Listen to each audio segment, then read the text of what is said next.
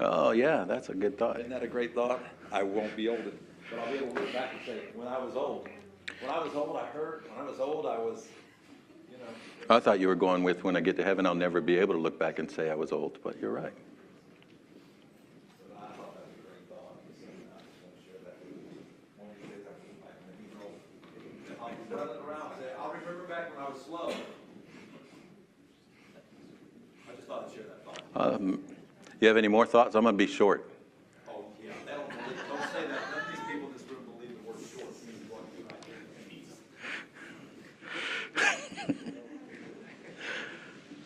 like. Mark chapter 12, please.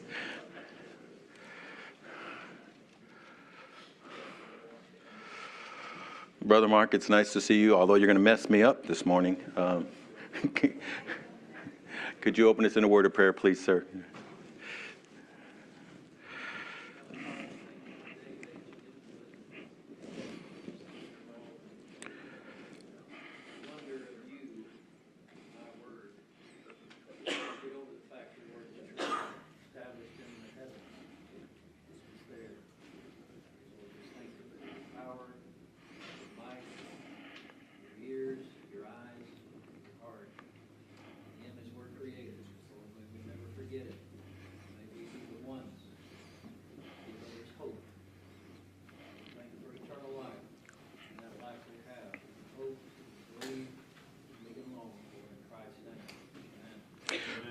Mark chapter 12, we'll be covering from 38 to 44 this morning. But it's important. It is important that we keep everything in focus with what's going on. Brother Wayne, I don't know. We've spent maybe 5 weeks in this chapter. Okay, but this is one day. This is still the third day of Passion Week. This is still, he entered in on day one, and the city went crazy. On day two, he goes into the temple and he casts it out, and everything changes. And Brother Kevin, there's an energy going on, and there's an excitement. There's also a fear. There's a nervousness. Something has to change soon. The city is about to pop. And then we get day 3, and all of chapter 12 has been one day. It's all day 3.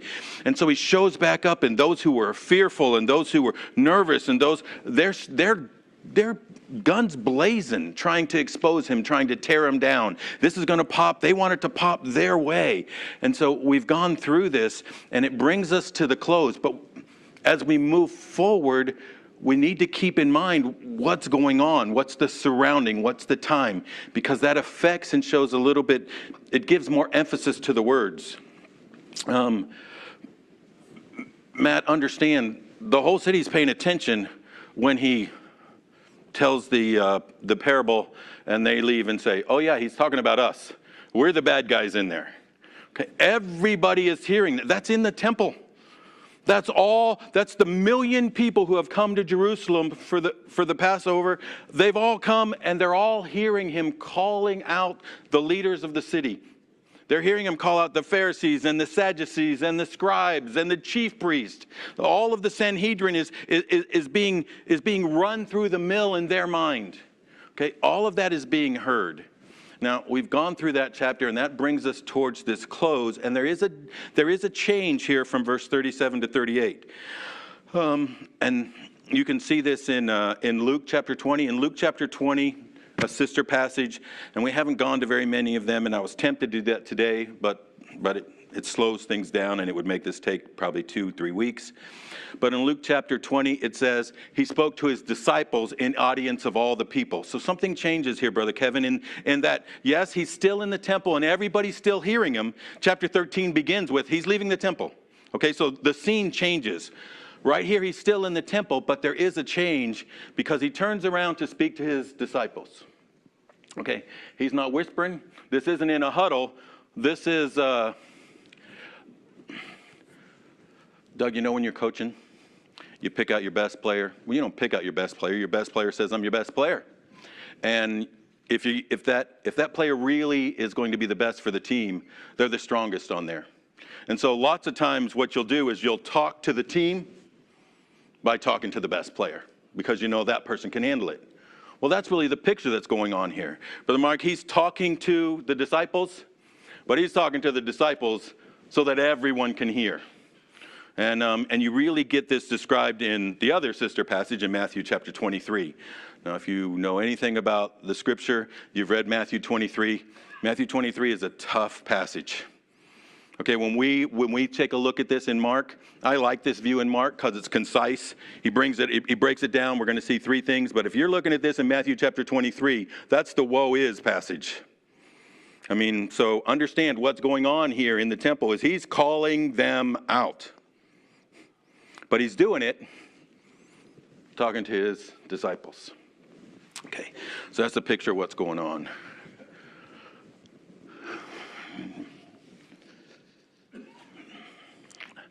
Now, I was going to go to that, but here, I'll do this. I would challenge you to read Matthew chapter 23.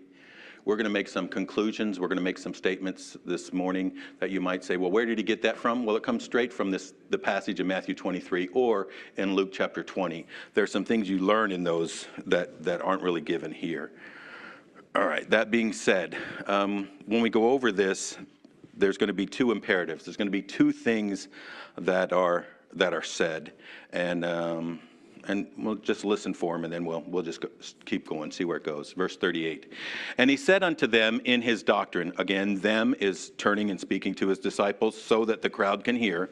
And he said unto them in his doctrine, beware of the scribes, which love to go in long clothing and love salutations in the marketplace, and the chief seats in the synagogues and in the uppermost rooms at feast, which devour widows' houses, and for pretense make long prayers. These shall receive greater damnation. Then second comes from here. And Jesus sat over against the treasury, and behold how the people cast money into the treasury. And many that were rich cast in much. And there came a certain poor widow, and she threw in 2 mites, which make a farthing.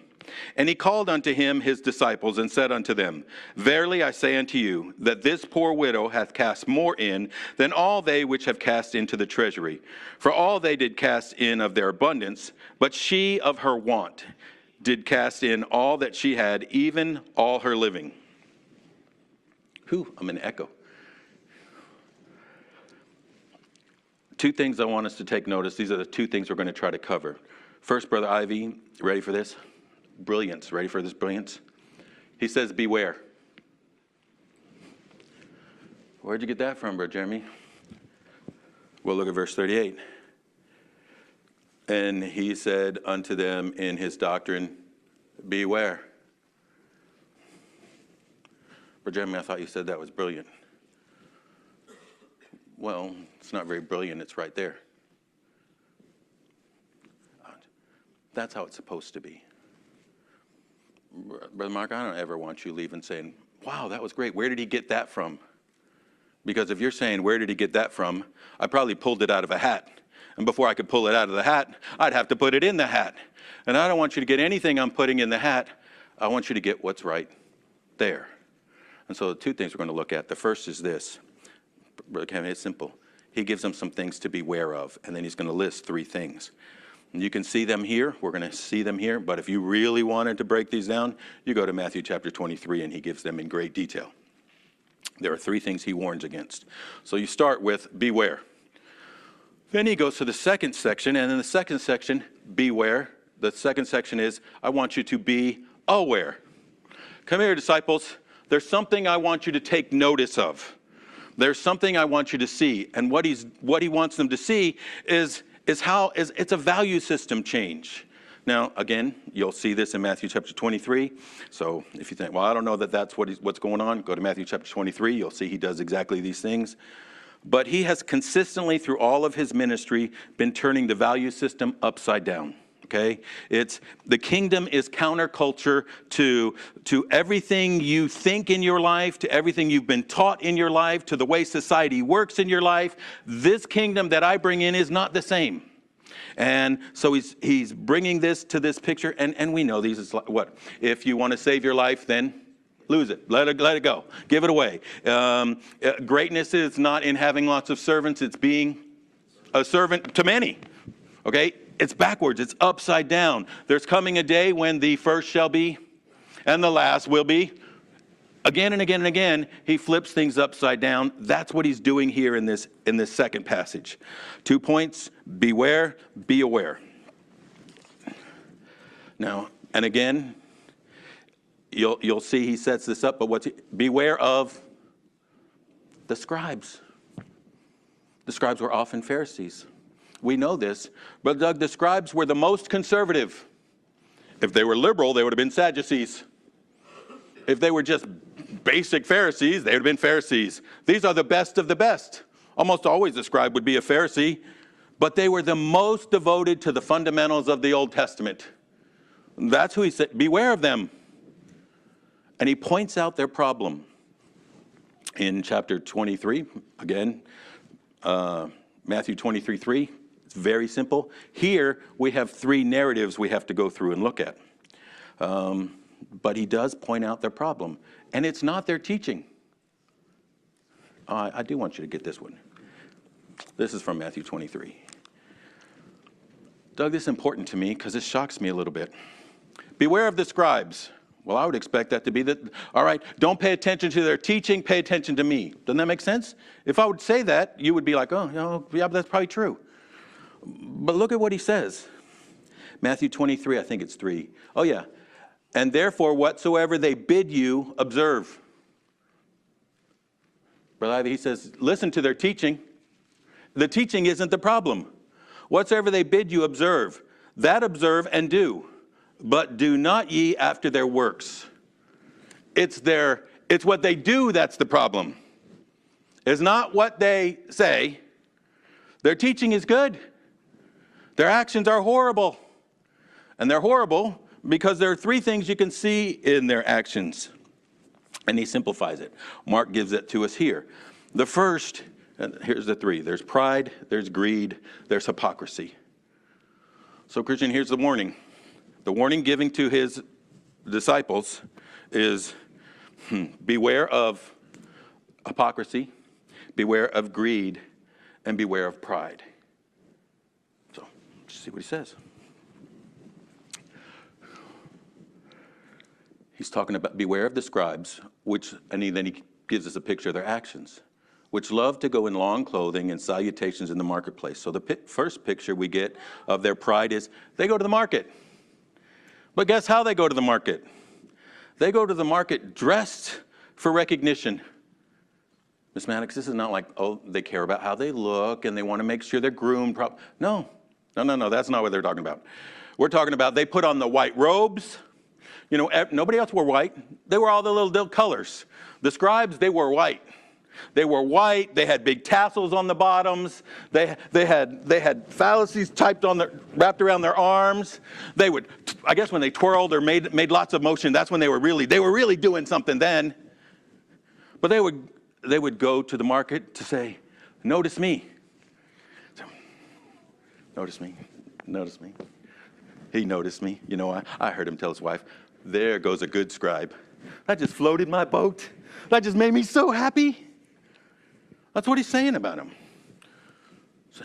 You go out to be noticed. You want people to say, "There's a somebody." And when they heard it, you lit their fire. I go to the market not to buy things. I go to the market just so everyone can know I'm a somebody. Then he gives them the next picture. It's not only when they go to market, but it's when they go to the synagogue. JR, when they go to the synagogue, they have to have the best seats. Now, if this was me, I'd tell them they can have the best seats because you know where I sit. But in the synagogue, the best seats would actually be up here, looking out that way. And right in front, right here, would be the box where they store the Torah. They'd be close to the box where they store the Torah. And they would get to sit up there in their white robes with their little flowy, dangly things. And everybody would get to see them. And they would get to see everybody. And so you would know, hey, they sit up there. They're a somebody. And when they go to a feast, so you got when they go to the market, when they go to worship, when they go to a feast, when they go to a wedding. You know what happens when you go to a wedding? Weddings. You go to a wedding, they got the little book you got to sign in. You sign in the book, and usually right there it says, sit at table 22. That's the table I used to get. 22, 18. They didn't have to look 22 or 18. They knew, I'm going to a wedding, I get table 1. I always get the best seats. I'm important. This is why they did what they did. This is why they lived their life. Okay, what they bid you do, do. But understand, their motivation in all of this is their own stinking pride. That's the picture. And he's painting this picture. Don't miss this. Miss Maddox, don't miss it. He's painting this picture to those who are going to be the leader of his church. You know, it's way too easy to go through this and say, oh, those guys were bad. I'm not like those guys. We're talking about pride. You go through all the lists in the New Testament, you know, almost every single list begins with this, lowliness of mind or in humility, or the beginning of all the rest of the things we want to lay claim to, it begins with absence of pride, living in humility. Again and again and again, through the entire New Testament, we're warned about pride. We're encouraged to humility. He's talking to those who were going to be his apostles. This is not one of those, that's good. Where'd you get that? No, this is not where to get that. This is we need to examine and live in this daily. This would be in the list of Colossians chapter 3 where it says mortify, put to death daily.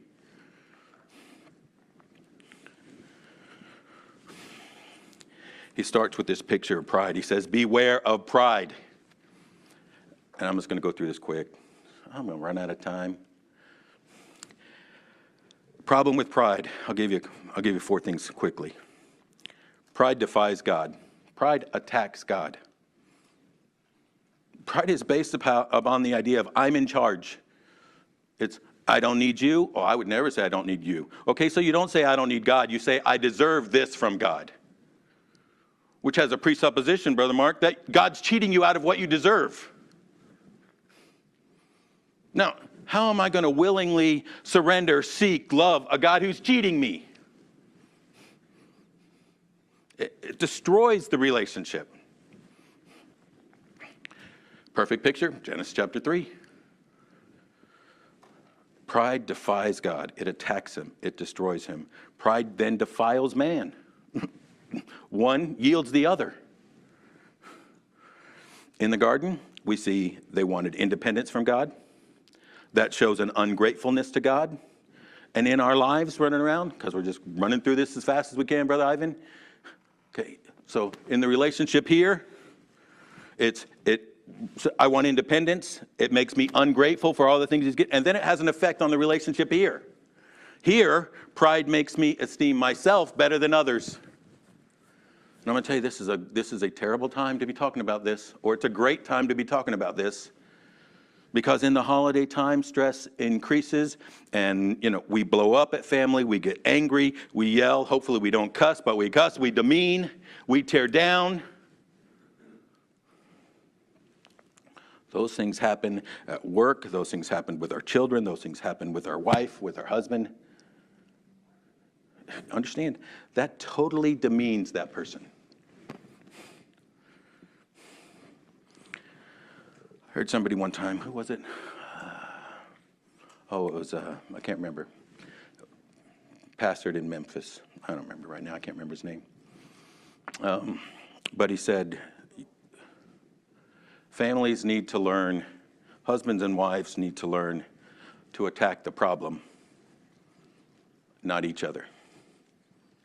Again, what good does it do? I'll tell you exactly what it does. This is what it does. For you to yell at your wife, he would never do that. For you to yell at your wife, sometimes I just like to stir it up. For you to yell at your wife, how do you have to be looking at her? Not the same. Dummy, hard-headed, deserved, whatever. Whatever. Well, no, it's none of those things. It's just she should have. Okay, so she's wrong and she demeaned you, and you're going to play the victim card instead. You're going to play the victim card, and then you're going to yell and scream and tear her down. It just destroys. Pride destroys the relationship at this level. Hey, if you run this out, Brother Mark, you run this out. and that's how you deal with your child for 18 years. I guarantee you this, that child is going to have a problem living in submission and respect and love for you. Do you want to know why? Because you never showed submission or respect or love to them. Now, is that their excuse? No, it's not an excuse. Some point you have to break the cycle. You know what Jesus does? He gives us the power to break the cycle. Okay, so it's not an excuse, but Ms. Maddox, it certainly is understandable. And we live in a culture that is so full of pride. I can justify being ugly just like that. It never accomplishes what we want.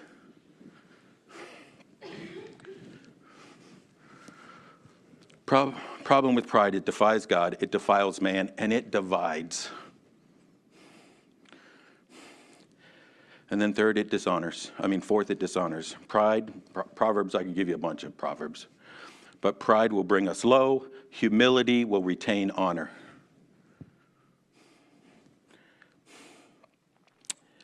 God resists the proud, right? Brother Ivy, is that true? God resists the proud? If God resists the proud, then what happens? Proud, I am not in good fellowship with God. Why? Because he's resisting me. Okay, I don't know what a definition of resist is other than resist.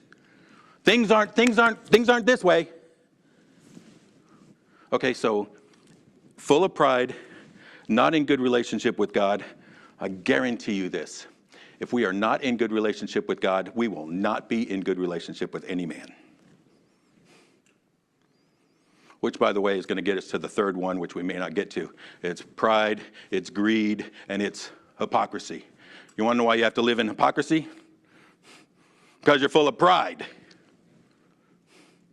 And it destroys relationships on this level.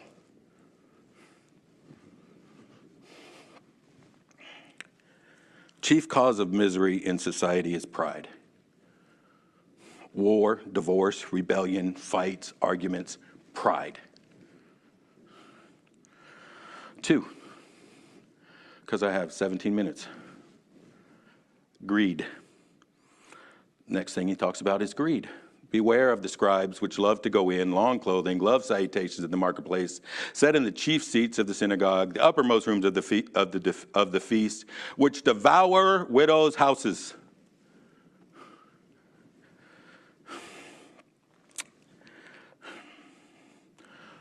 Brother Ivy, pride's always hard to talk about. You want to know what's harder to talk about than pride? Greed. Because anytime you bring up greed, everybody believes greed is a bad thing. So as soon as you say greed, everybody says, yep, greed, that's right. That could be one of those automatic amen getters. I need to write that down so I can get them sometime. But as soon as you start talking about it, it ends up, that's not me though. It's not me.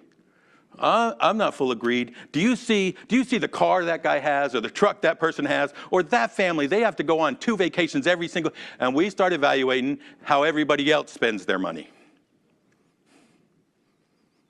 And so we never look at the greed that's growing in our own lives. We just let it and cause division and destruction and pride protecting me, easy to tear down you. Here, greed is seen as devouring widows' houses. Brother Doug, what does that mean? Well, I take things literally, so that means they eat houses.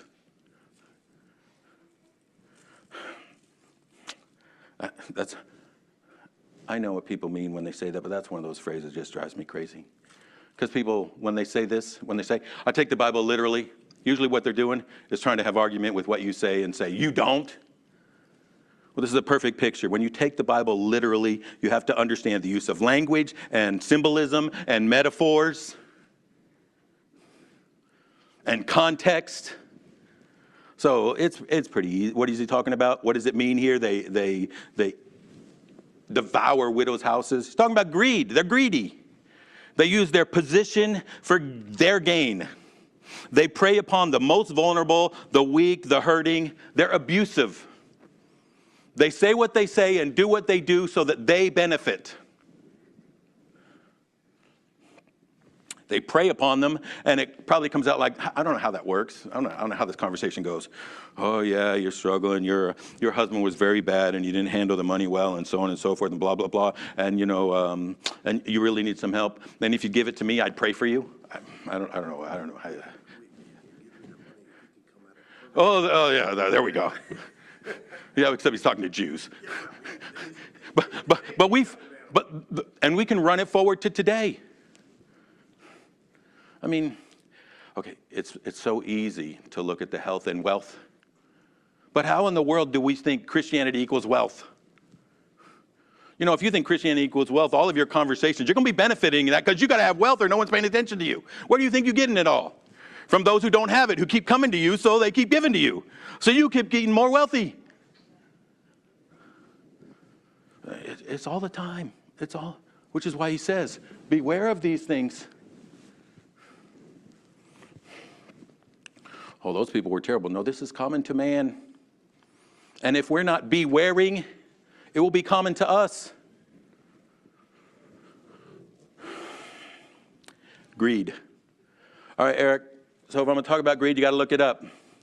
So I looked it up. Webster says this: it's excessive, reprehensible acquisitiveness, not like asking questions like acquire.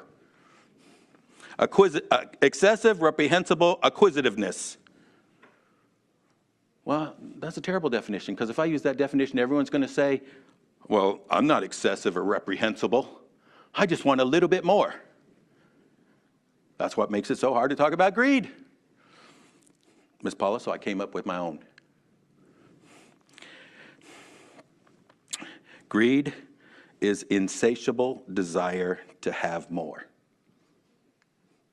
Greed will be destroyed by thankfulness or gratitude.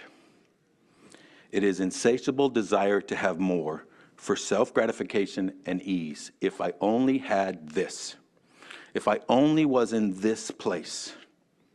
Well, I don't have to have that house, and I don't have to, not today. But when you get the one in the middle, you have to have the next one, and then the next one, and then the next one. Never satisfied. If you could set each one of us down one-on-one and have a conversation, and go back to when you're 18. But Mark, when you were 18, what did you really want? You know, at 18, it's usually pretty simple. I want a good wife. I'd like to have a good home. I know I'm going to have to work, but I'd like to be able to eat. It's usually pretty simple. In fact, when we look back in our 50s at what we wanted at 18, well, Doug, we usually have it, and then some. But if you don't do that, and you just say, how are you doing, how's life? And you get by all the fines. You have to ask enough questions to get by all the fines, the quit asking, the don't talk. It will usually end up, if I only had, I need this, or this is missing, this is lacking. We just went through November. Gratitude and thankfulness. It's always on the list, usually really close to humility. He says, be careful. I heard this story, and make it quick. It's a story. I love made-up illustrations because, then it's, so Doug, an angel comes and he talks to a market trader. I'm sure they have a term. I don't know what they are. They're a market trader to me. And he says, what do you want? I'll give you one thing, whatever one thing you want. Man, what a thing to look through. So the guy says, well, I must be doing well. I have an angel in front of me, so that's covered. Okay, what I want, kind of a Back to the Future thing, I want the newspaper from 1 year from now. Think of all the money I would have if I knew what was going on 1 year from now. He might have invested in Bitcoin, which went up $40,000 since Trump got elected. $40,000 in a month. Imagine if you knew that. He said, I want a newspaper. So he gets his newspaper. And he's looking through his newspaper and he's seeing all these things and he knows what they are today. So he sees what they're going to be in a year, and I'll dump this and I'll take this one in. And he keeps going through. And then he flips the page. And at the top of the obituaries, guess what else he sees? Now, how much does all that one more thing matter then? Yeah.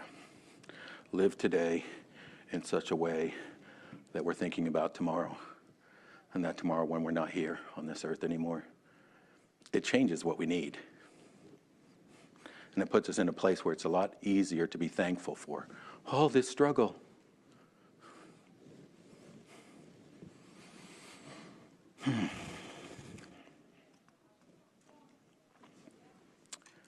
Oh, I got 4 minutes. Oh, no, I got 15. I got 9 minutes.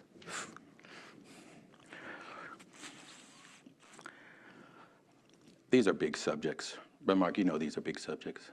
I don't have quick answers for these subjects. He says, beware of these subjects. We should spend some time thinking about these subjects. But let me give you a couple thoughts. So how do I know if I'm struggling with greed? Well, do you always want more? But Jeremy, you don't understand. I want more so I can adequately provide for my family. Okay, I want more because Proverbs says I should be like the ant and I should lay up for the winter, for the hard time. Okay. But if you want more just so you can have bigger and better stuff, you might be drifting a little bit close to greed. And we should examine those. We should examine our motives. Here, I'll throw some out quickly. Do you think more about money or God? Where do you spend more of your day? Where's more of your thoughts? Where is your security? Where is your comfort? In your relationship with God or in money? Do you spend your money on self or others? And I'm not talking about others you don't know. I'm even talking about, Doug, we're surrounded by people that matter to us. We're supposed to, what's the main thing?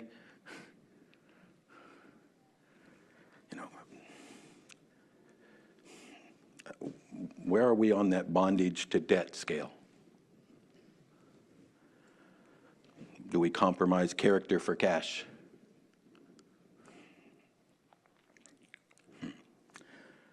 They were greedy. They ate houses. And that leads to the third thing, the hypocrisy. You guys are taking care of yourself. And you're calling it loving the widow. Yeah, you're being helpful to the widow, but really what you're doing is lining your own pockets. So, we dare not miss these warnings. But then he says, be aware. Be aware. And he paints this picture. Goes and he sits down. He goes and he just sits down. When he sits down. Wow. It's showing us that he just took a rest. Think about what he's been through all this. He's just been run through the ringer.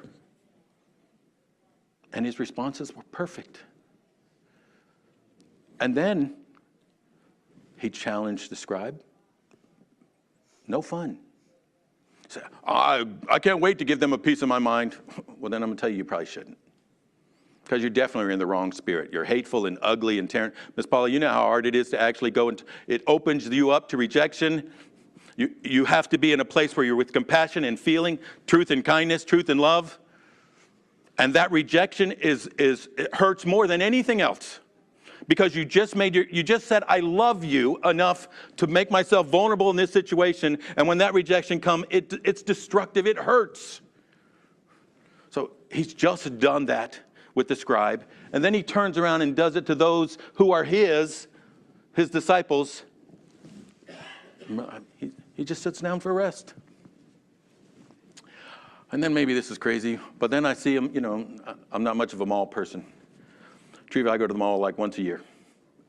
Unfortunately, it's this time of year. But that's about the only time I go. And I don't ever go alone. I'll go with people. And this is how it ends up, me going to the mall.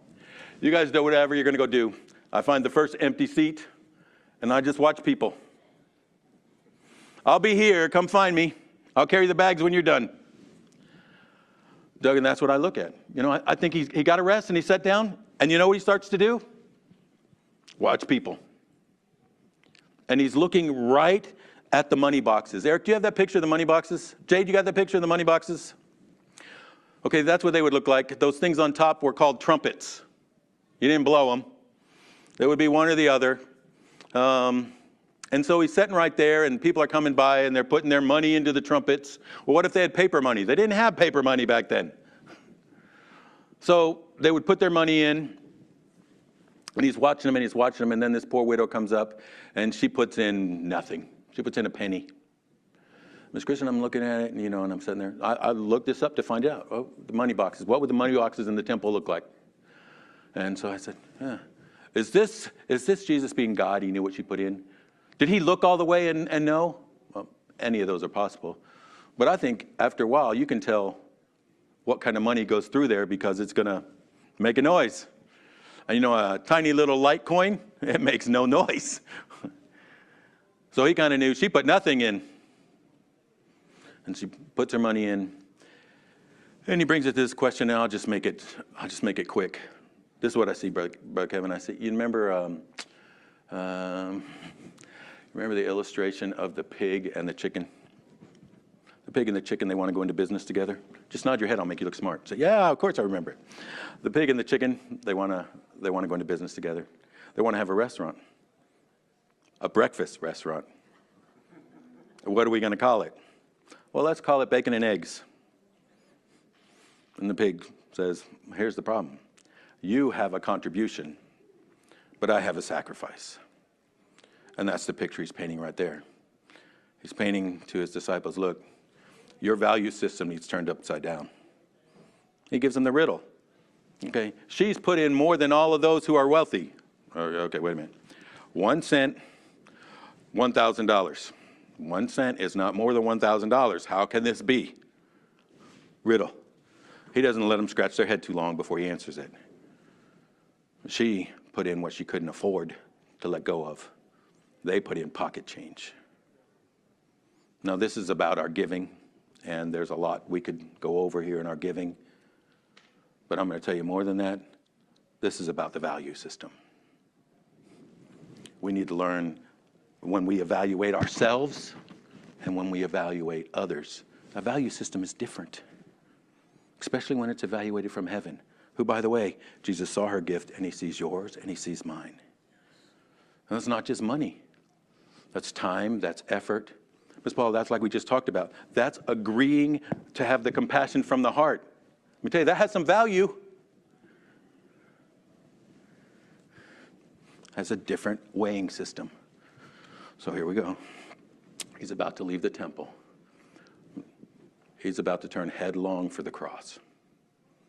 What did we see? Well, last week we saw before he did that, out of care and compassion, he said one last time to all of those who were attacking him, what think you of Jesus? And here's a hint. David called me Lord. One last piece of grace. Then he turns to those who are following him, and he says, beware and be aware. And these are important things for us to beware of and be aware. Brother Ivy, you close in word of prayer this morning.